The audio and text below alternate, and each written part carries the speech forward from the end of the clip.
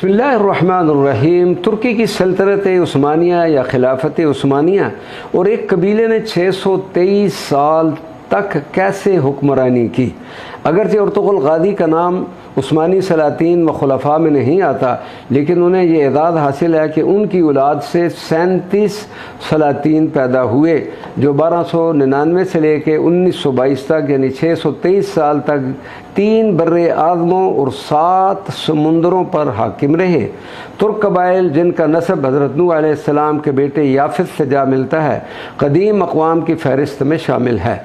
तुर्कों में जब ईमान का नूर दाखिल हुआ तो उनकी रूहानी व ईमानी ताकत में भी इजाफ़ा हो गया, जिसके बाद बहुत कम अरसे में उन्होंने ख़ुद को शोहरत व अज़मतों की बुलंदियों पर पहुँचा दिया था।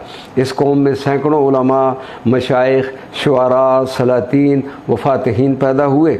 तुर्कों की इन अजीम शख्सियात में एक नाम सुलेमान शाह का भी आता है। ये काई कबीले के सरदार थे और जो तुर्क कबाइल में सबसे बड़ा कबीला तस्वुर किया जाता था। सुलेमान शाह 1178 ईस्वी में पैदा हुए। ये क़त्लमश के बेटे और अर्तुगरुल के बाप थे। इस दौर में तुर्की रवायात के मुताबिक इस्लाम की सरबुलंदी की खातर अर्तुगरुल और दीगर उस्मानी सलातीन को मुजाहिदाना सरगर्मियों की बना पर उनके नाम के साथ अमूमन गादी का लक़ब लगाया जाता था। अर्तुगरुल तुर्क ज़बान का लफ्ज़ है जो 2 अल्फाज अर और तुगरुल से मिलकर बना है। अर के मानी इंसान, सिपाही या हीरो के हैं, जबकि तुगरुल के मानी उक़ाब, परिंदे के हैं जो मजबूत शिकारी परिंदे की शोहरत रखता है। यूँ अर्तुगरुल के माना उक़ाबी शख्स, उक़ाबी सिपाही या लीडर के तौर पर उसका नाम लिया जाता है।